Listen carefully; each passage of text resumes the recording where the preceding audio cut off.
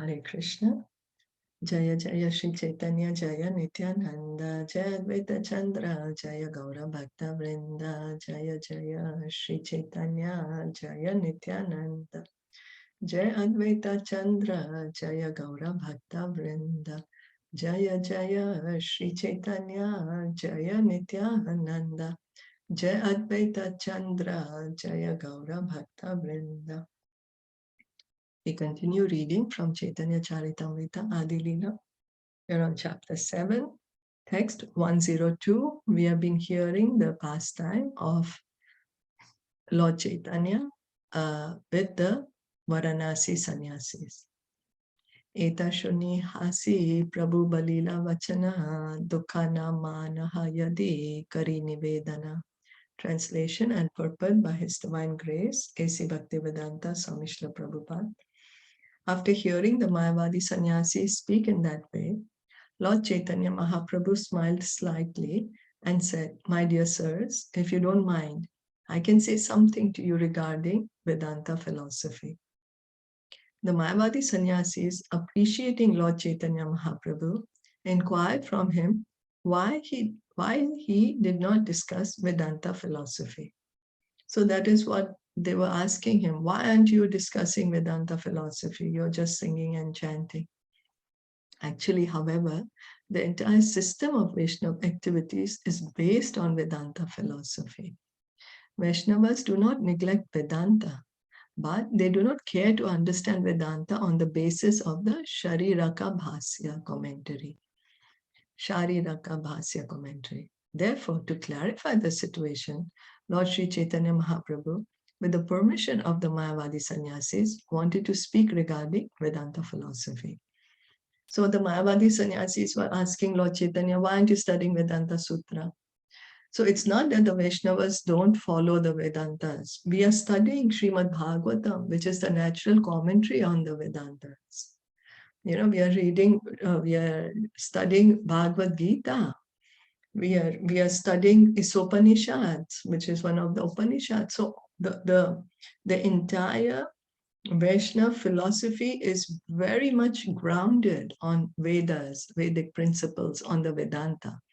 But the Vaishnavas do not follow the Vedanta commentary by Shilpa Shankaracharya, the Shariraka Bhasya, because that's an impersonalist misinterpretation of the words of the Vedas. So the Vaishnavas are by far the greatest philosophers in the world, and the greatest among them was Srila Jiva Goswami Prabhu, whose philosophy was again presented less than 400 years later by Srila Bhaktisiddhanta Saraswati Thakur Maharaj. So Srila Jiva Goswami is one of the 6 Goswamis of Vrindavan. He was the youngest of the 6 Goswamis, and he was a very, very learned philosopher. He was very learned in the Shastras.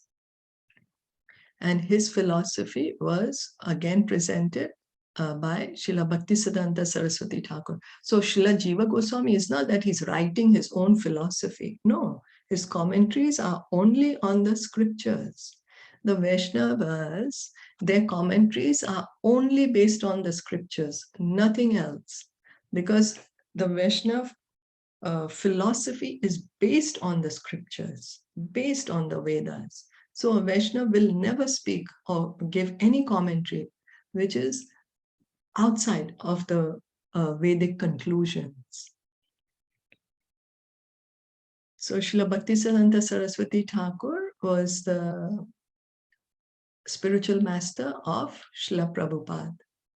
Therefore, one must know very well that Vaishnava philosophers are not sentimentalists or cheap devotees like the Sahijyas. All the Vaishnava Acharyas were vastly learned scholars who understood Vedanta philosophy fully. For unless one knows Vedanta philosophy, he cannot be an Acharya. To be accepted as an Acharya among Indian transcendentalists who follow the Vedic principles, one must become a vastly learned scholar in Vedanta philosophy, either by studying it or by hearing it.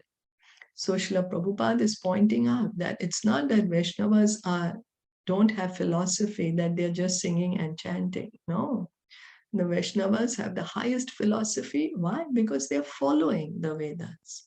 They're following, they've understood the Vedas. They've understood the Vedanta philosophy. They've understood it and they're preaching it. That's why they're called Acharya. Acharya means one who teaches by example. That's how they can be called as an Acharya.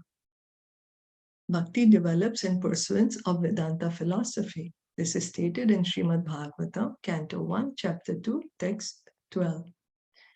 Tat Shraddha Dhana Munayo Jnana Vairagya Yuktaya Pashyanti Atmani Chatmanam Bhaktya Shruta Grihitaya. The words Bhaktya, Shruta Grihitaya in this verse are very important, for they indicate that bhakti must be based upon the philosophy of the Upanishads and Vedanta Sutra. So bhakti has to be based in the Vedas. We cannot make up and say, oh, this is bhakti. According to me, this is bhakti. I made it up. I will manufacture a new way of bhakti. No, no. Bhakti is already mentioned in the Vedanta. And that's what the acharyas are teaching us, all based on the Vedanta, based on the Vedas, based on the scriptures. So the words Bhaktya Shrutya Grihitaya, okay, Srila Rupa Goswami said that Shruti Smriti Puranadi Pancharatra Vidhim Vina Aikantiki Harer Bhaktir Upatatayeva Kalpate. Devotional service performed without reference to the Vedas, Puranas, Pancharatras, etc. must be considered sentimentalism, and it causes nothing but disturbance to society. So Srila Rupa Goswami, the foremost of the 6 Goswamis of Vrindavan, he's given us so many Bhakti Shastras. Lord Chaitanya specifically empowered him to write the Bhakti Shastras, to teach us about devotional service. And so what is he saying? He's saying that bhakti, if it is performed without any reference to the scriptures, is simply going to cause nuisance in society, disturbance in society. If bhakti is performed without referring to the Vedas, Puranas, Pancharatras, etc., then it's not bhakti. It is simply somebody's emotional, like I felt like doing it. So if I feel like doing it, doesn't make something perfect. It's just sentimental, and it causes a disturbance to society. So we can see that bhakti has to be what is mentioned in the scriptures, what is mentioned in the Vedanta, what is mentioned in the Vedas, the Pancharatras, the Upanishads, the Puranas. There are different grades of Vaishnavas, Kanishta Adhikari, Madhyam Adhikari, and Uttam Adhikari. But to be a Madhyam Adhikari preacher, one must be a learned scholar in the Vedanta Sutra and other Vedic literatures.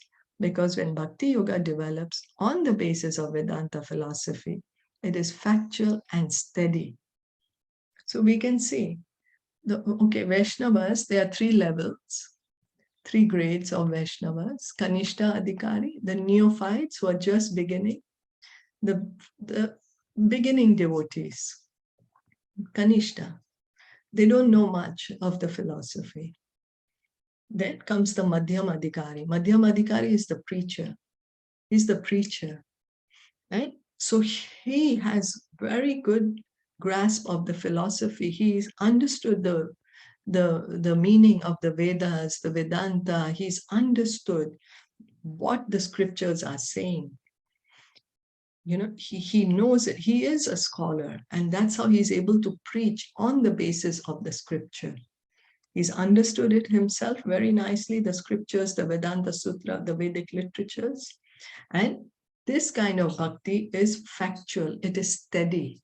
So that's why we can see, the devotees who are always reading Srila Prabhupada's books, they are very steady devotees. They become very steady devotees because we are studying is the Vedas. We are getting Vedic knowledge or whatever Srila Prabhupada is giving us. So by following this, by reading the scriptures, our bhakti can become steady, factual. We won't deviate or, go according to our mind, or my mind says this. In this connection, we may quote the translation and purport of the verse mentioned above, Bhagavatam, Canto 1, Chapter 2, Text 12. The seriously inquisitive student or sage, well equipped with knowledge and detachment, realizes that absolute truth by rendering devotional service in terms of what he has heard from the Vedanta Shruti. The absolute truth is realized in full by the process of devotional service to the Lord, Vasudeva, or the personality of Godhead, who is the full-fledged absolute truth. So absolute truth, if we really want to understand who is the absolute truth, what is the absolute truth, we need to engage in devotional service. And so that this is what is written. The absolute truth is realized in full by the process of devotional service to the Lord, Vasudeva, or the personality of Godhead, who is the full-fledged absolute truth. So who is the absolute truth? Is Lord Krishna. Lord Krishna is the Supreme Personality of Godhead. He is the absolute truth. And if we engage in bhakti to him, then we can understand the absolute truth in full. Brahman is his transcendental bodily effulgence, and Paramatma is his partial representation. So the absolute truth is realized in three phases. One is the Brahmajyoti, the Brahman. And the other is the partial manifestation of Paramatma. And the full realization of the absolute truth is the Supreme Personality of Godhead, Lord Krishna. So if we try to understand the absolute truth by engaging in bhakti, then we can get a full knowledge. Then we can understand, oh, what is this Brahman? Oh, Brahman is the light which is coming from the form of the Lord. The light which is coming from the form of Krishna. Oh, who is the Paramatma?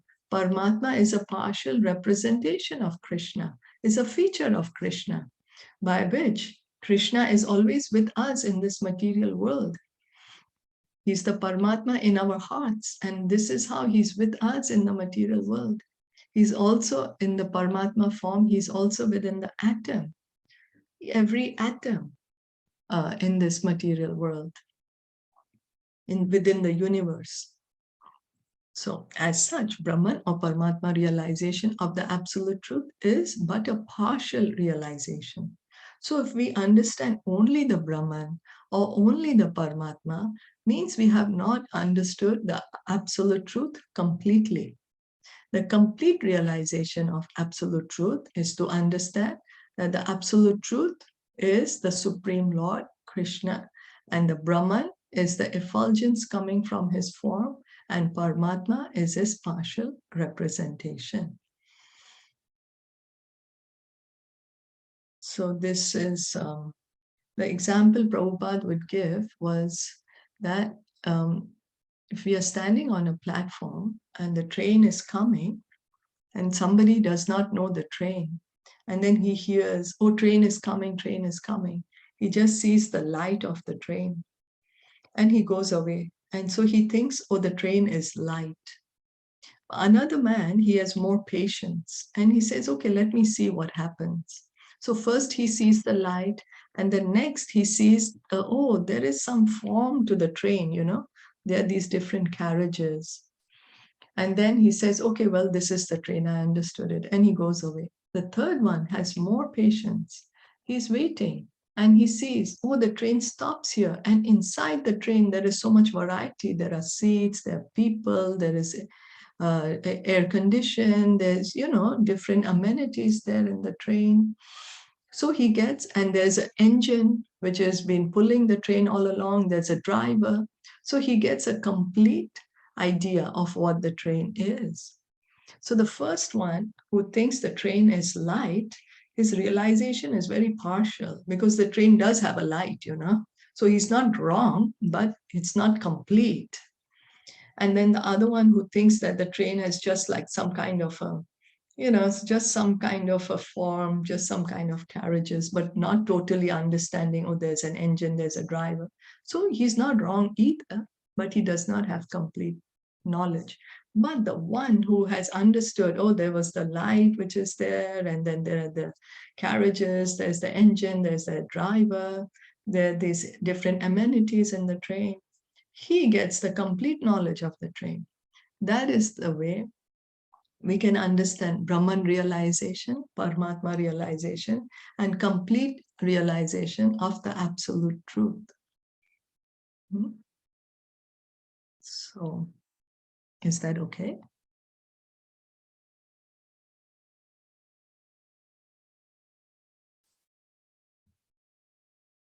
Yes, I hope so. So we'll stop here for today and we'll continue with the purport tomorrow. Thank you so much for listening and joining in. Caitanya Caritamrita ki jai, Shilpa Prabhupada ki jai, Gaur Bhakta Vrinda ki jai. Hare Krishna.